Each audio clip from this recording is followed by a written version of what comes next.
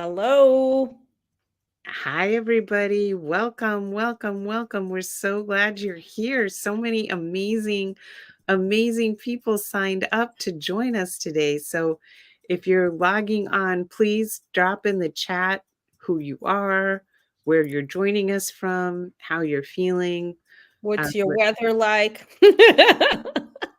What is your weather like, Rosie? It looks very sunny for Seattle. Finally, we were in January here in Seattle forever and ever and ever, and it just felt like it like my plants couldn't grow, and I thought it was never going to come. But 2 days ago, the rain stopped, and the niceness has begun. So hopefully, my plants will survive because I'm growing a lot of vegetables. So, yeah. How are things in SF? It's also sunny, but the breeze is cool. In the rest of California, we're having a terrible heat wave. It's over 100 degrees in parts of the Central Valley. Yeah, Oh dear. Oh really, dear. really scary Yeah. temperatures. It's not happy times, but we're going to try to, I've been telling people I'm a fake Afrofuturist because I just want to spend a lot of my time thinking about the world that I can live in rather than the one that I actually do. So I think that's part of why we wanted to come together today. And thank you, everybody, for joining us. Actually, as Karen and I were talking about these LinkedIn Lives, I realized we had 4 planned, and I've been really thinking about the notion of beloved community a lot. And in the practice that I've been doing of, sharing this information, there are 25 of them, 25 tenets, which we'll get into the history in a second. And 5 of them are very ecclesiastical. They're very much about the church. And, that's great, but that's not everybody's thing. So we picked the other 4, the other 20, and we realized we could do 4 sessions of 5. So what we want to do is kind of just read out the 5, over the next 3 sessions, and riff about it a little bit. Give us give ourselves a chance to talk about what we're feeling about it. Hopefully some of you can pop things into the chat. I'm gonna try to figure out if I can watch the chat at the same time. I'm not feeling super strong in my tech today. But most importantly, this is sort of the basis of a lot of the work we're going to be doing when we come together in July in San Francisco for the Interracial Sisterhood Retreat. Would you like to say a few words about that before we begin, Karen? Sure. I'm going to actually pop the list in the chat from Arthur E. Wright. All 25, or maybe just the first 5? Let's not give away the whole. Okay, Make there sure we we come go. back. You want me to pop the first 5 in the Yeah, chat? pop the first 5 in the Of course, chat. I'm not even remotely sure I know how to do that. Hold on. Don't worry. Anyway, why don't you, while I figure that out, why don't you talk about the event that we're putting together for July? Yes. So we are so excited to co-facilitate an interracial sisterhood retreat July 18th through 20th at the beautiful Hotel Kabuki here in San Francisco. And we have women coming from all across the country, ranging in age from their 30s to their 80s. And these are such an accomplished and just really, really loving and so soulful group of women who really want to heal the divide between women of the global majority and white women. And I cannot wait to see all their beautiful faces. And we still have spaces available. So I am going to pop the information about the Interracial Sisterhood retreat into the chat, so folks can access all the information and can apply there. Yeah, great. And by apply, we mean like state your interest in attending. It's not like you're going to need to go through any hoops or anything of that matter to come in. I think I may have shared, I don't know if I did or not. I'm trying to share the 5 things to the link, but let's just dive in anyway. And if not, we'll just say them as we go through. See the 5 things. All right, I get a prize. I even signed up for Otter AI this week to try to help me keep track of all the things I'm trying to do. So this is a banner day. Okay, so I guess I'll speak a little bit about sort of the genesis of not beloved community, but also why I think it's such an important prism for how we navigate and what we can strive for. This is, I mean, the news. I haven't even looked at the news, Karen. I've been in my garden. I've got dirty fingernails. Any moment I'm not in the workplace, I'm doing that because the news just the hits keep on coming, to use the old phrase, and it is so painful, and it's so hard between the Congress and the courts and just public opinion. The backlash against Black women, of which I am one, overwhelming. And as Amy Allison says, when Black women thrive, we all thrive. So I'm here to say we're all really not thriving. So beloved community feels like a practice, an aspiration, and a vision. And so it's a community that it's a philosophy that embraces and creates, strives for harmony among all things living. And it was formed in 1913 by a Harvard professor named Josiah Royce. And actually, one of his great admirers was the Reverend Dr. Martin Luther King. And so he really picked up this notion of beloved community and connected it to the imperatives of the civil rights era. And I want to just read this quote from him. And then I'm going to talk about, and help me with the pronunciation, Thich Nhat Hanh, who picked up the mantle of beloved community once Martin Luther King Jr. was assassinated. King wrote, "The end is redemption. The end is the creation of a beloved community. It is this type of spirit and this type of love that can transform opposers into friends. It is this kind of understanding and goodwill that will transform the deep gloom of the old age into the exuberant gladness of the new age. It is this love which will bring about miracles." And I mean, I almost want to tattoo that on my head. I feel like I need to say that every day to remind myself. So when he was assassinated, Thich Nhat Hanh was his great friend, and he said, "I'm going to carry the mantle of beloved community forward, and I'm going to extend it beyond humans and our consciousness to the connection of all of life and all things." And while that might sound a little woo-woo, if you think about any time you feel like you're in a flow state, like maybe when I'm with my dog, or you're with friends or people you really love, and you're just in that place where your heart feels so full and time stops still, I think that is the embodiment of beloved community.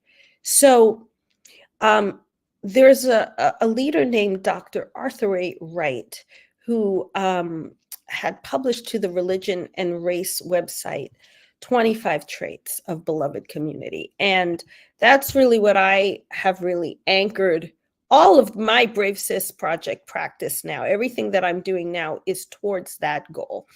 And since that's such a lofty ideal, I thought we'd break it down and we talk about them. And Karen, we didn't rehearse this. We're in our own flow state. So what I think I want to do, and are you able to monitor the chat, or should I try to? Yes, I see Wendy Lee Curtis comments, "Life has definitely been lifing." Yes, very. Lifing. Whew. It really, really has. No lie detected. And it's rough. Let's see. I see. Okay, Deborah, I did it. I got the chats going as well. So this is what I want to do. Is I want to mention. I want to read off one of these tenets of beloved community, and then Karen, I want you to talk about how your response to that. I'll say a few words, and you all who are listening in at any moment, please feel free to put anything that you like in the chat, and we'll bring it into the conversation. When we get our chops together really, really like super strong, we'll be able to figure out how to do this live and bring you in for live comment. But the first one is, a beloved community offers radical hospitality to everyone. It creates an inclusive family rather than an exclusive club. What's your hit on that? Well, one of the things that really appeals to me about this whole concept of beloved community is this spirit of equality and this spirit of kind of like what you were saying at the beginning, that Dr. King's goal in everything was not the destruction of the opponent. It was always to win the opponent to your side, that the reconciliation and the healing and the transformation of the opponent to see why what they were doing was wrong, and then welcoming them to be part of your community. So there's never any pushing out, there's never any excluding. And to me, that goes back really to my childhood. I mean, this is a funny anecdote, but when I was, 4 or 5 years old, I used to lay all my stuffed animals on my bed, and then I would lay down and sleep on top of them, and I would rotate them around because I didn't want any of them to feel excluded because they were too far away from me. Like I wanted them to all feel the equal amount of love and attention. And I just think that is what we need. We need to just see the humanity in everyone, including those with whom we disagree. And I know that sometimes I'm not so good at that. Sometimes I can be very I don't know what's the right word, hateful, but I try to Right. I try. Well, I mean, I think that's why it's an aspiration and a practice, right? Like I always write about equity or liberation, your racial justice, all of these things. They don't have an endpoint. They are ongoing strivings that we carry on through life. And actually, that is, if you look at it, that's actually the joy of life. Because if you stop evolving and growing, then you're kind of, standing still and not really fully alive. So, and I love what you said about the stuffed animals, because I think when we were children, very few of us, unless we experienced unfathomable trauma, and for that I'm deeply, deeply sorry. Certainly, there's a lot of children living under trauma as we speak, and that is a terrible injustice and the opposite of beloved community, right? But like for the great majority of us who've been blessed enough and privileged enough to grow up in a relatively stable environment, beloved community, I mean, like your animal, you grow up, you're born being sweet, you're born loving your stuffed animals and care, you're born with care, you're born with compassion. And so this idea of being exclusive, of othering people, shutting people out, feeling like there's only so much to go around, all of that is learned behavior, right? And so if it's learned behavior, it can be unlearned, but it's a matter of attuning yourself to the bad habits, to the kind of cultural norms that set us in a path of competition and on a path of hate, frankly, as you were saying. And I love that these concepts come out of the church only insofar as sometimes you just need to act like you're holy, even if you're not. Yes. It's amazing. I don't consider myself religious, but I do admire Jesus Christ very much. And I do admire a lot of Christian teachings. Right. But then I think about the incredible legacy of harm that the church has caused as well. So there's always a both and, but there is so much wisdom in these principles of beloved community. I think the pure thing is the pure and beautiful thing. It's when, man kind with his greed and other unsavory elements of the human experience get involved in it, that it gets messed up. The same is true of Allah. The true Islam is a beautiful, loving uh, faith path. The same is true of the true Judaism. It is, I mean, the mitzvah. It's all about doing good for other people. We all really need beloved community. We need to like rain it down from the sky all over everyone so people can be bathed in a different mindset and also a different aspiration. I was reading something, actually, again, not to get all churchy or whatnot, but I was reading something that, like, Americans are less church going now than they've ever been, right? Like in all of American history. And while certainly there's a lot of, duplicity and a lot of terrible, sheepish, like, bad outcomes, I think that idea of coming together or being once a week in a place where you say, this is not about me, this is about the collective us, this is about something bigger than me, or be up there or in me, or it's too bad we don't have that. We're very cynical, callous kind of society. I would say also about the exclusive club. I think about that piece a lot in just sort of like the whole culture right now with social media and influencers and everyone trying to be like this airbrushed kind of perfection thing. And it used to be when I was a young kid in New York City growing up, everyone wanted to get into Studio 54. Of course, I was underage, right? But that's become like a way of life. Everything is about the velvet rope and like pushing other people down so I can get in, and then pulling up the moat behind me. And it's just like literally not sustainable. So if as a living human society, I often say to people, don't worry about yourself. Think about, how our indigenous sisters tell us, think about 7 generations down the line. What kind of world do you want? What kind of world do you want for your kids? Do you want a world where your children are literally having to live behind a bunker?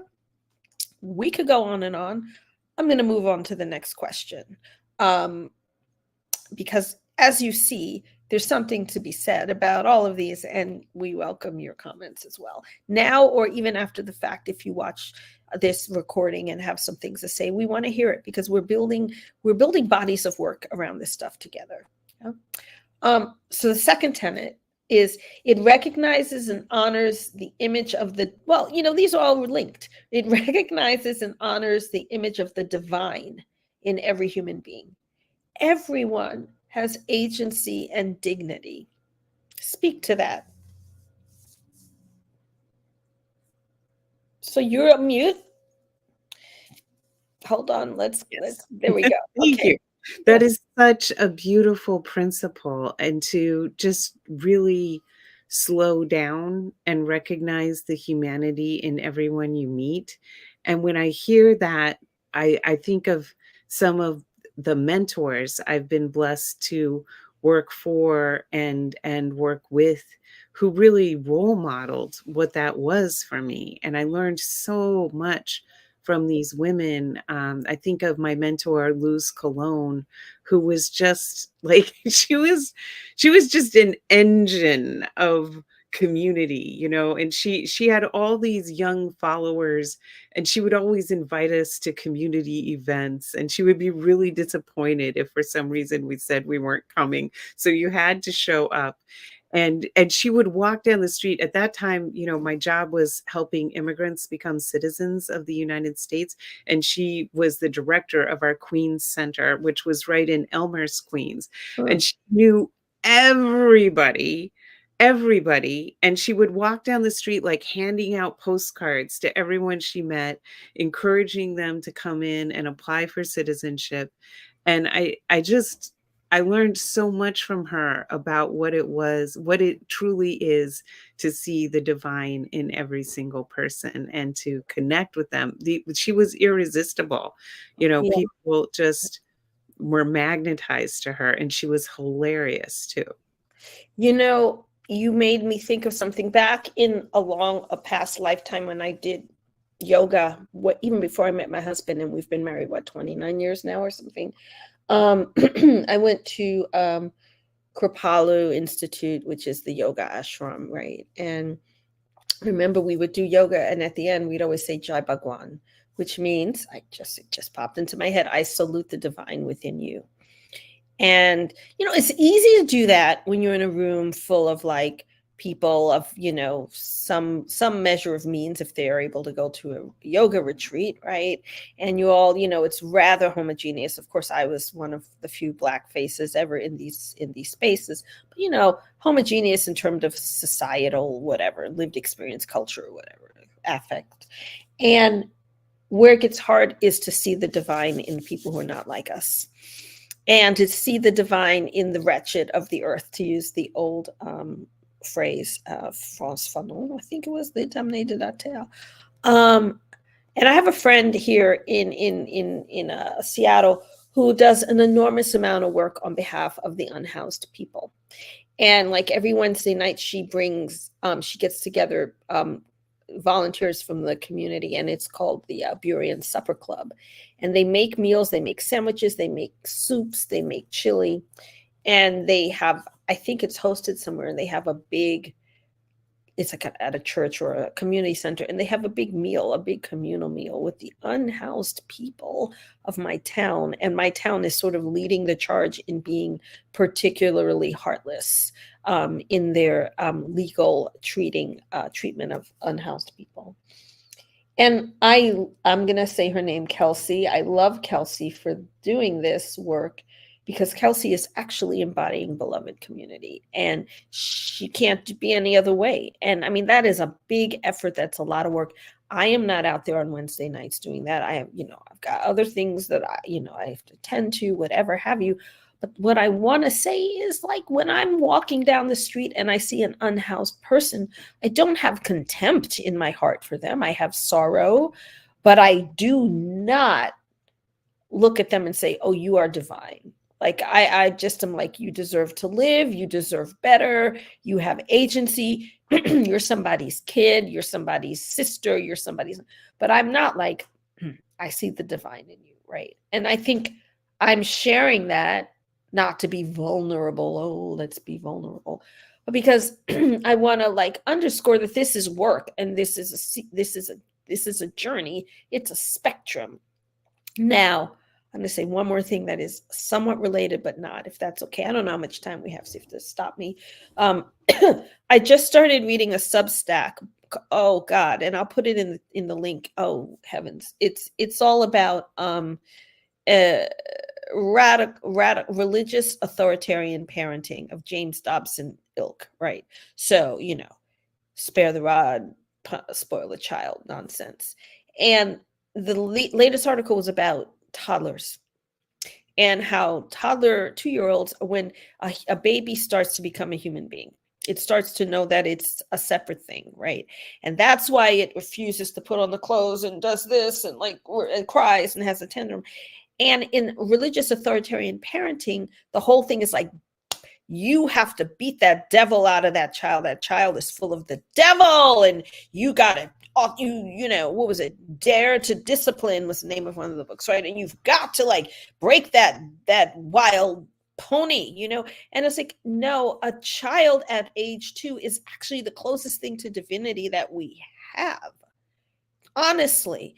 And this idea that there's evil in the most innocent thing, to me, this whole mindset again is the root of so many of the societal pathologies, frankly, that we're living with. And so when I read that, I was just like, a child at age 2 is a beautiful thing, and we need to eradicate the idea of the terrible twos. We all say it and we laugh and like, ooh, the terrible. We need to stop. There's so many little throwaway phrases and things that we do that exist to undermine the dignity and the agency of the human person, right?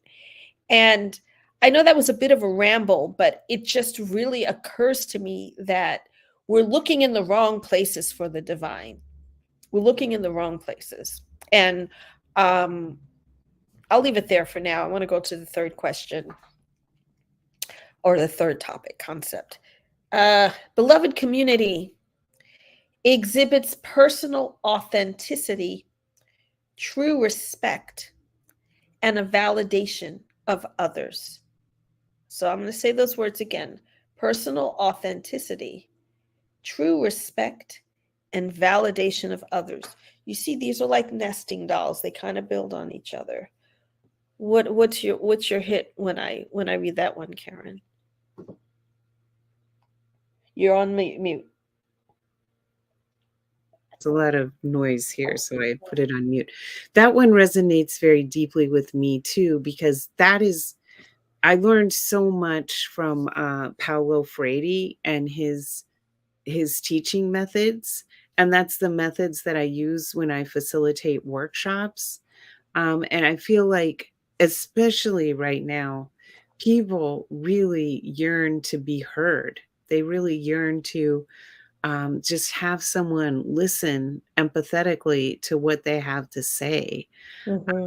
And I've been facilitating workshops with uh, uh, bus operators and Right. the people who drive the streetcars in San Francisco, and it's just been, I love it so much to hear their stories, and they are so unheard, right? They're literally the only, they're the only worker on this huge bus full of people, and they're dealing with people all day long, and they don't have a space to share their experiences. And I just learned so much from them. And I just think it's one of the most important things we can do as humans is to listen and validate other people's experiences, and listen empathetically to what they have to say. Mm-hmm. Mm-hmm. Karen, you are a mom. Are you the mother of daughters? I have one daughter and one son. Okay. How old is your daughter? Like, what's My the age daughter's range? 16.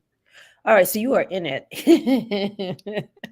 I'm here to testify and not to get ecclesiastical. I don't know what's taken over me. Uh, Yeah.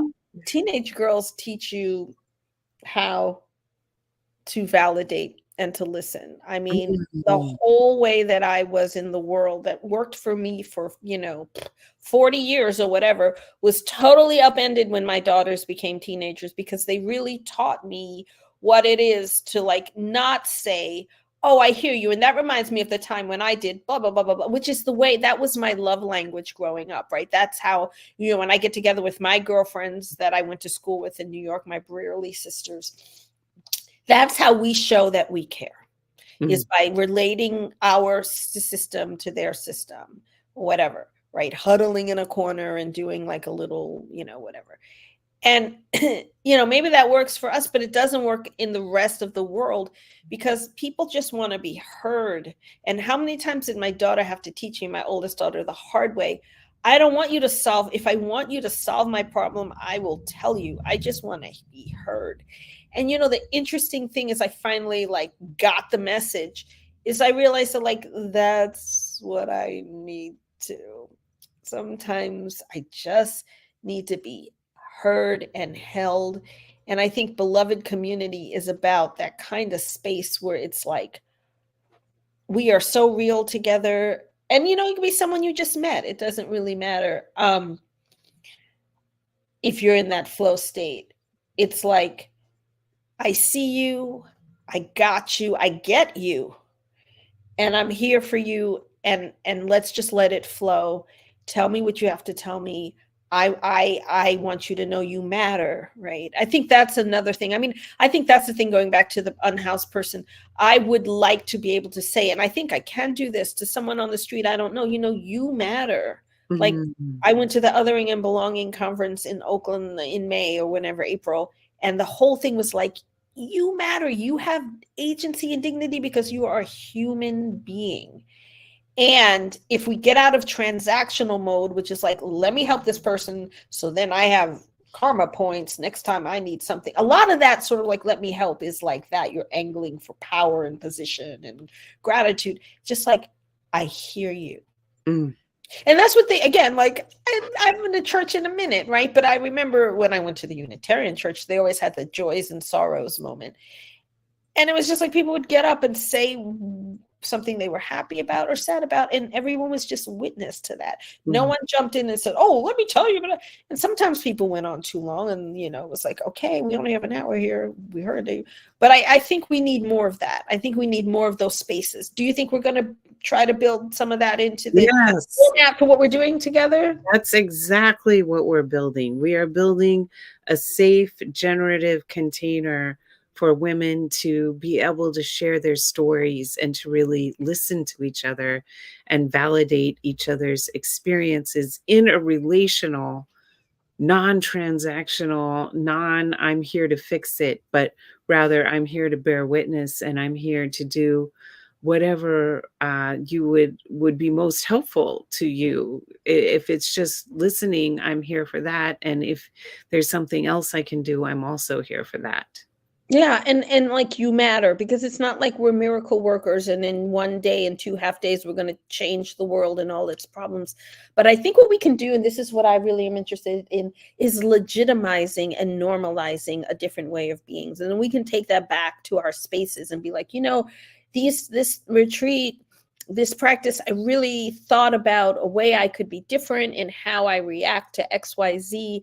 And I want to tell you about it because I feel so good. I mean, it's like, actually, Deborah Harris, thank you, Deborah. She wrote something, and now I lost it. Oh my Lord, where is it? I think you wrote 2 things. Oh, Deborah Harris. Oh my gosh, thank you so much. Deborah Harris is an incredible, incredible human being, as is Olivia Christian. I'm so glad you're on, and thank you Let me for dropping some comments let here. me read Olivia's too, because that was the one I was really looking at. Olivia wrote, I believe that while bad behaviors are taught, so are good. We don't come out of the womb understanding, sharing, not hitting, taking. As humans, our reflex is self-preservation. But we can learn to expand to preserve all. That's adulting. Mm. And it's funny, a friend of mine just is flying off to Japan today, and she put in her Facebook status, my people have told me Japan is what America can be when it grows up. I'm going to go check it out and see and let you know. And I mean, I think something is really juvenile right now in our culture, in our society. It's absolutely juvenile. And the human condition, according to Hobbes, is brutish, mean, and short, or something. I forget what it is. I'll find it again. I used to be a literature major. And so, yeah, it's true. Like, survival, fighting, beating, competition, that is wired into ourself. And so, but systems like beloved community and religious practices and spiritual practices and any kind of good we want to do, I think they existed in their origin to help us mitigate that and to help us not like kill each other and go to the next village and club someone to death for their food or whatever. It gave us a sense of mutuality and interdependence and love. So I think both are true. But I also feel I am experiencing in our society right now really juvenile, selfish, destructive behavior. So part of this compunction is to model something different. And like, if we can model it to each other and like give each other that little booster shot, when you're feeling down, then it can start to become the norm. Like, I want a different kind of norm. I'm so sick of Deborah writes, inclusive family. I think of rebuilding the foundation. Set fire to the things that cause cracks in the foundation or long fissures, and relay the foundation in a way that it's able to hold the multifacetedness of humanity. Mhm. That's pretty profound.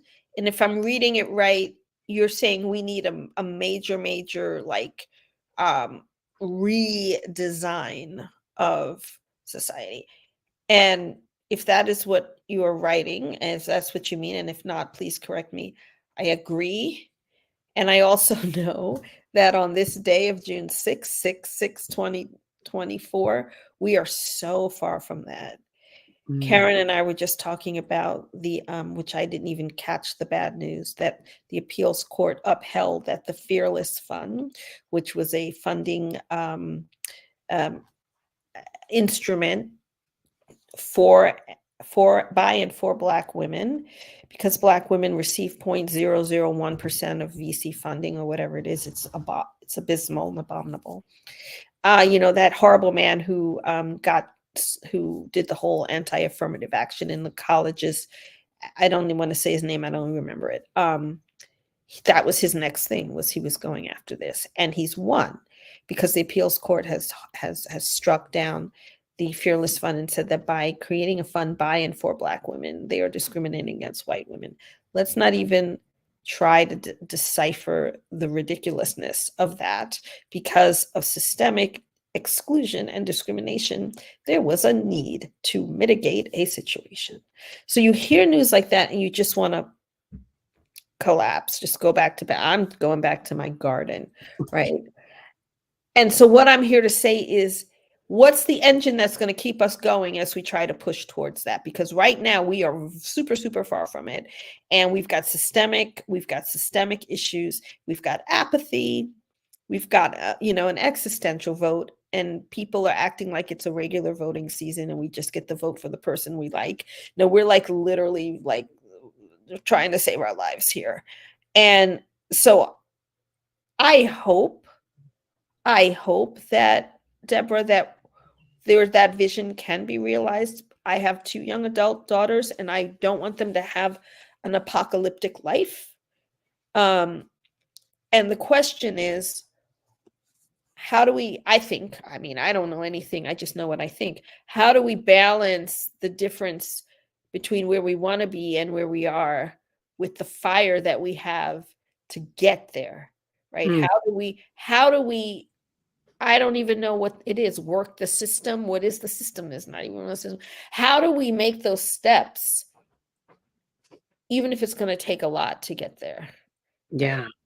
Yeah, I just heard Maurice Mitchell, the head of the Working Families Party, he's great. speak at the Bay Area Book Festival, and he was saying, the right teaches us that government is the problem, and we must do away with government. Yeah. He says government is not the problem; government is the prize, and that we need to move from protesting and being activists into governing. And that's how we'll be able to shape the future that we want for ourselves. And so much comes down to white women. As we all know, white women, the majority of white women have voted for Republican presidents in every presidential election since the 1950s, with the exception of 2. And that meanwhile, we're the biggest beneficiaries of affirmative action. And we were right there with the man who shall remain unnamed, who led this whole campaign to destroy affirmative action. We were the plaintiffs. We were the ones saying, oh, we had suffered because of we were the ones trying to establish that we should get to choose if and when we become a mother. There's a lot about big man syndrome. There's a lot about strong man syndrome. I actually think this thing I was saying earlier about religious authoritarian parenting has set a lot of people up for that. They're like, oh, big daddy in the sky who has all the answers. And I'm not talking about the Lord. I'm talking about the secular person who thinks he is a god. And all of them really. So, there's the article that Steve Phillips, and we thank Steve Phillips for his wonderful support of our retreat, just wrote in the Stanford Social Innovation Review, that was about how philanthropy basically has not solved any of the problems that it sought to solve. And some of the problems are so big that they can only be solved by government. And there's a book called Democracy in Chains, I believe, that I read years ago when I went to the Democracy Alliance conference with all the wealthy Democratic donors several years ago. So here's the history lesson. When the Supreme Court passed Brown v. Board of Education, the extreme conservative segregationalists of the South mostly, but with friends in the North, said, well, this we cannot have. So they embarked on a long, now 50-year campaign to dismantle faith in federal government and to restore power to states.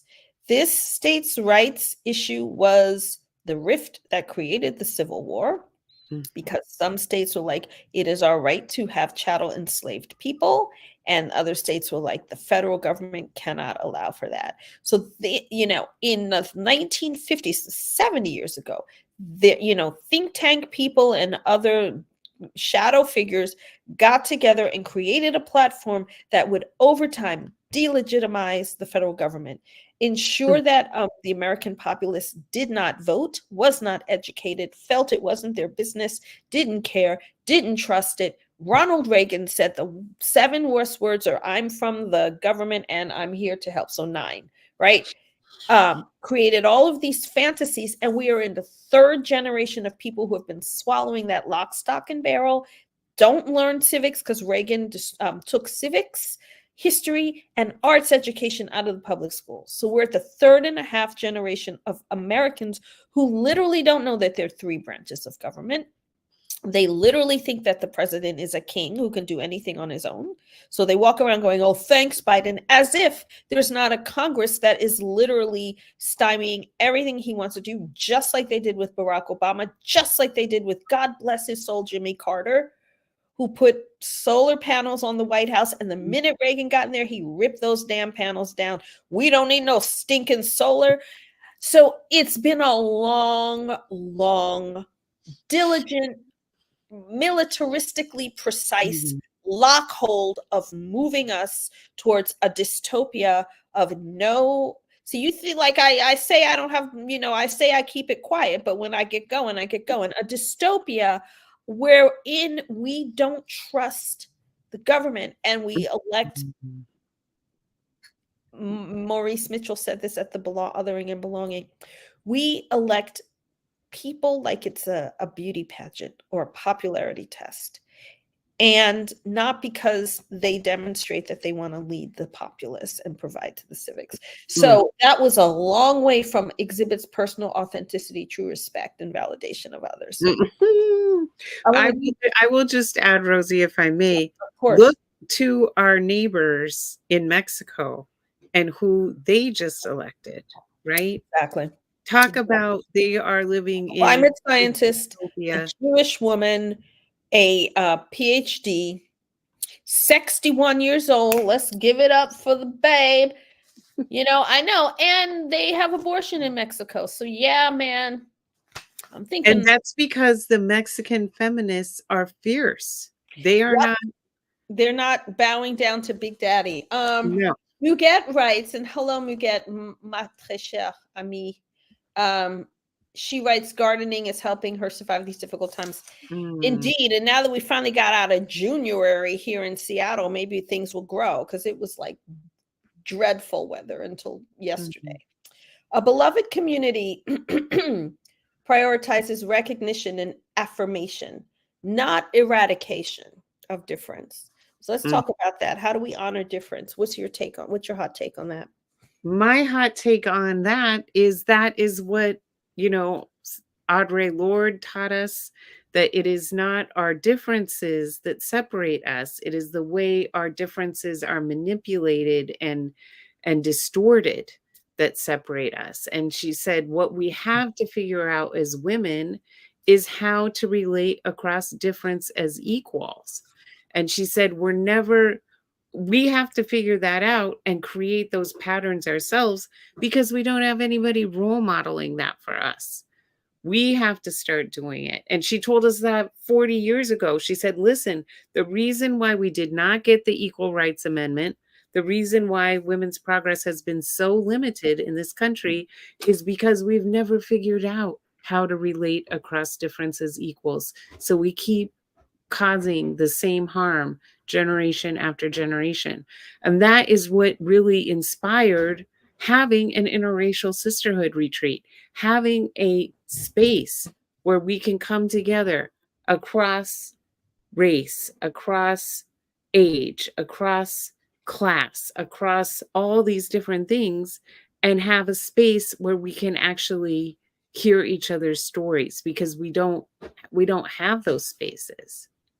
Yeah, that's really true. And I mean, I think, again, for me, it's about setting new norms, right? Mm. Because, you know, we've had people ask us, well, are we going to have space to talk about this topical matter or that thing in the news?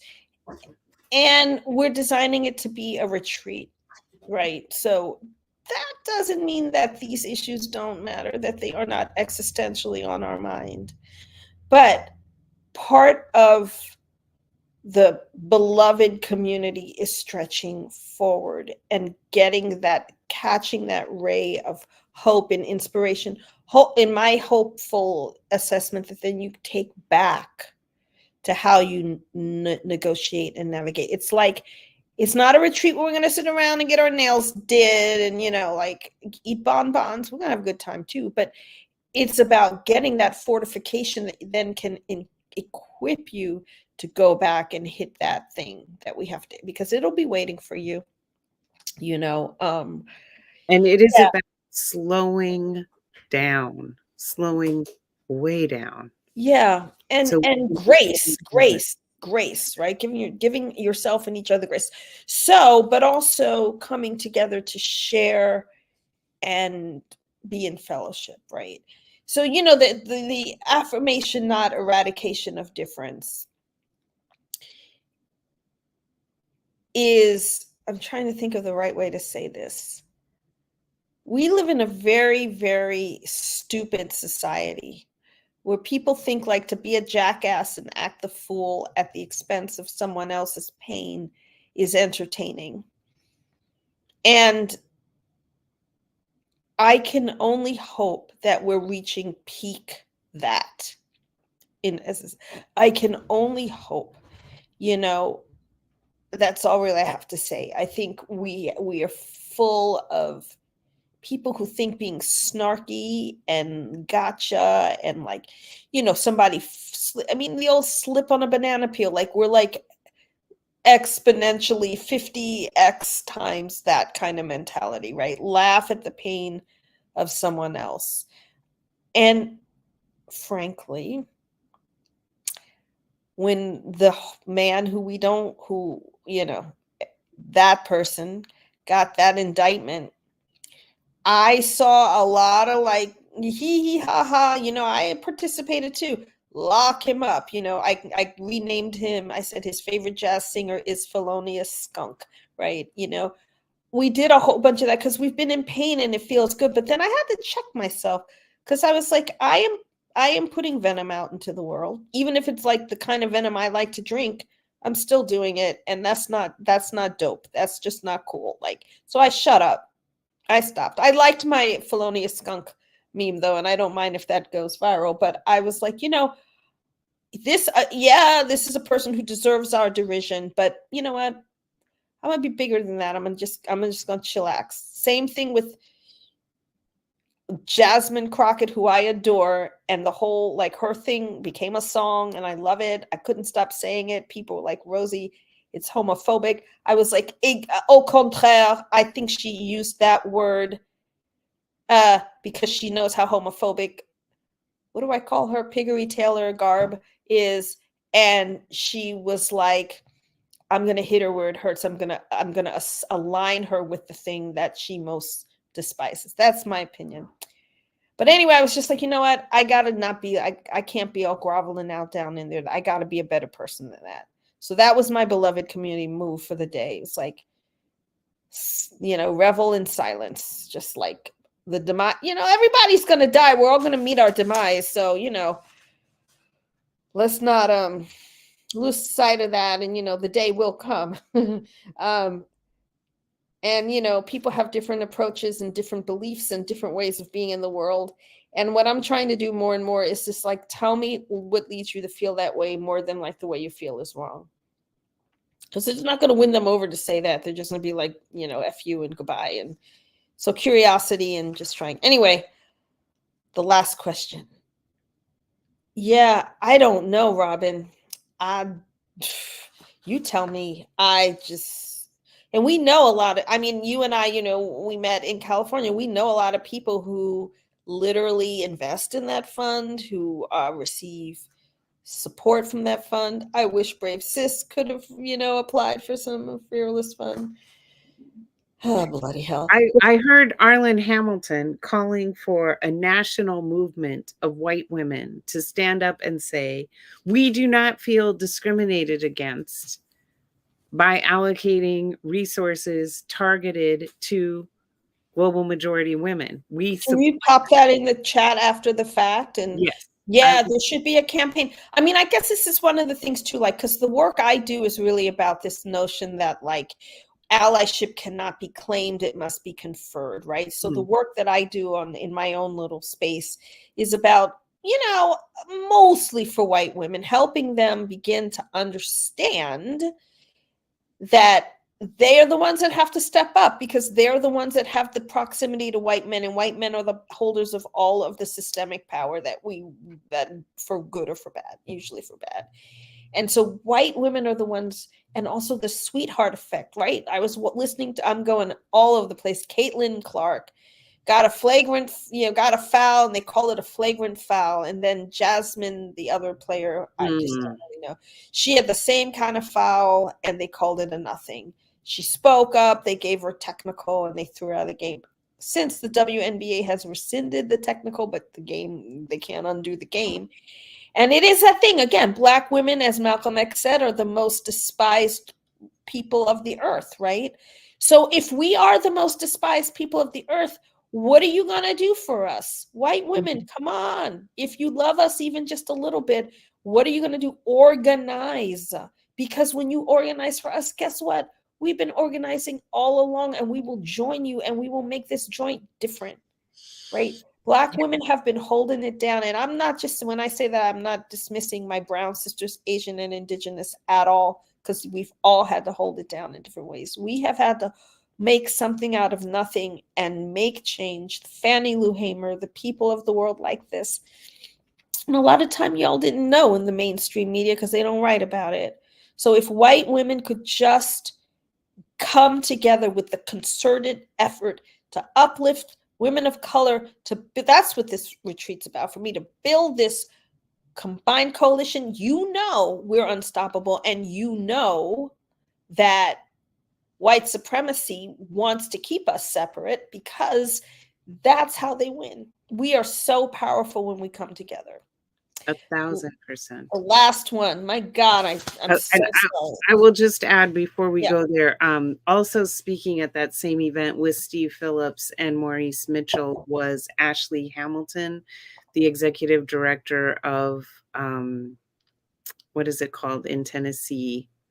The place where SNCC was founded, and Rosa Parks. It's like a education and training center. I will have to look it up. Yeah. And she was saying how Black women are tired because we keep depending on Black women to save democracy. She's like, do you understand that I had to have a bodyguard for my child? Like, it comes at enormous personal risk what Black women have to do to save our democracy. Well, that's the problem with mainstream feminism, white feminism, man. I remember being at this event in LA, a women's convention or conference, and Michelle Obama was the keynote.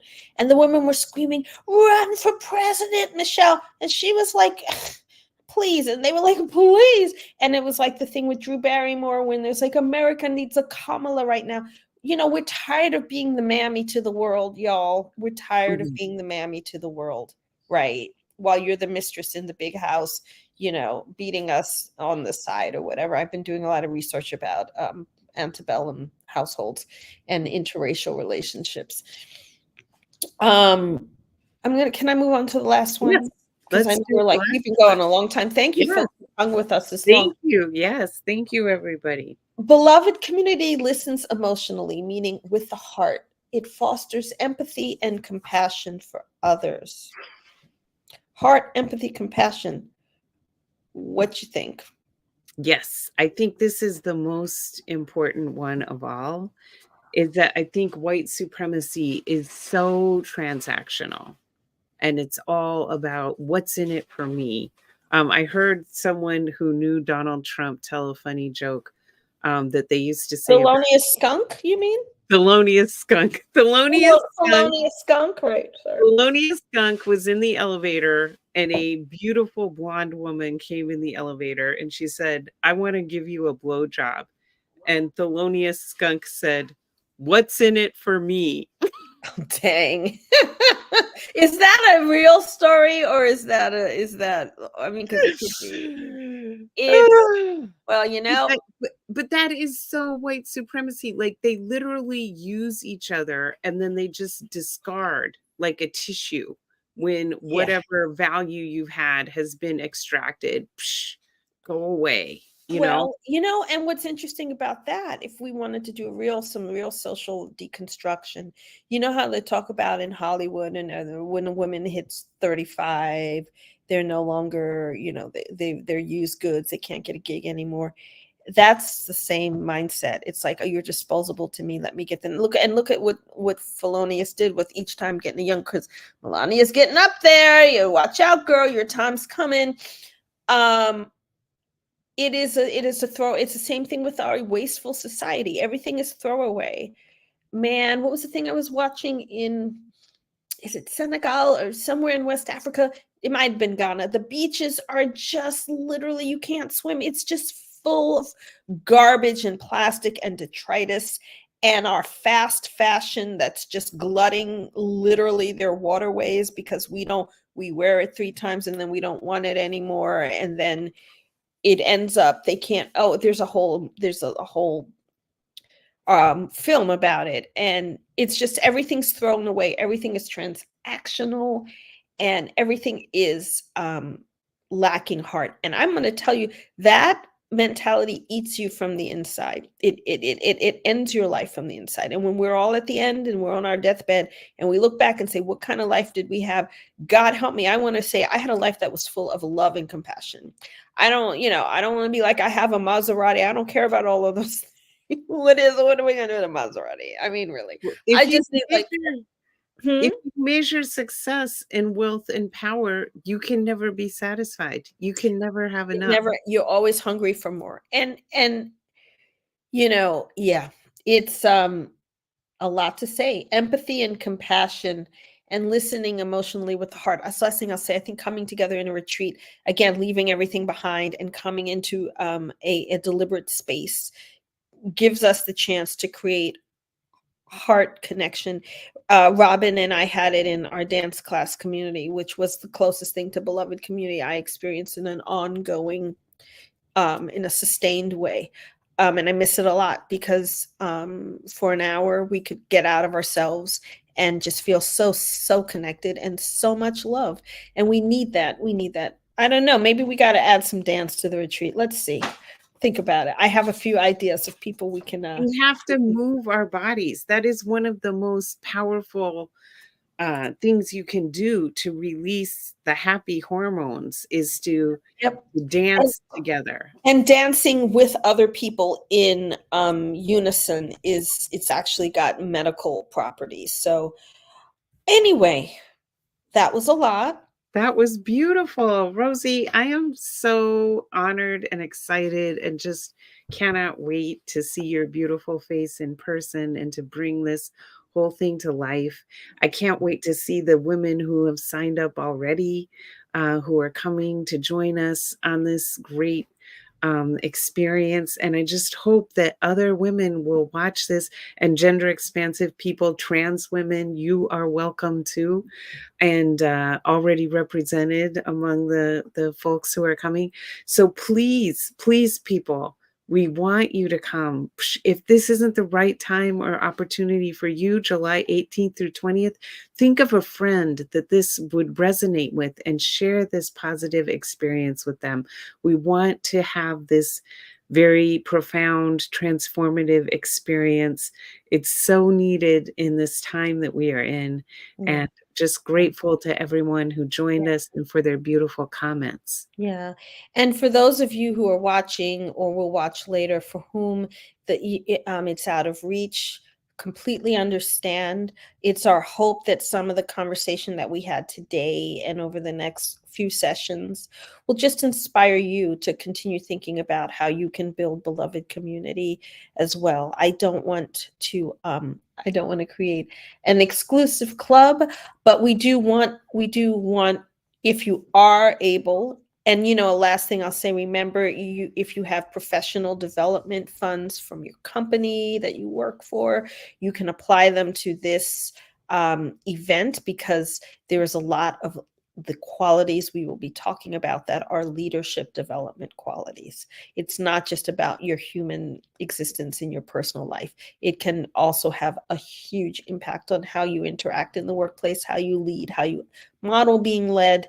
So give that some consideration as well. Share us some comments in this if you're watching it after the fact. When is our next one? Do we know the date? Yes, I am putting it in right now. It is June 13th, and it's going to be an audio event. So you will be able to join us on the stage and speak.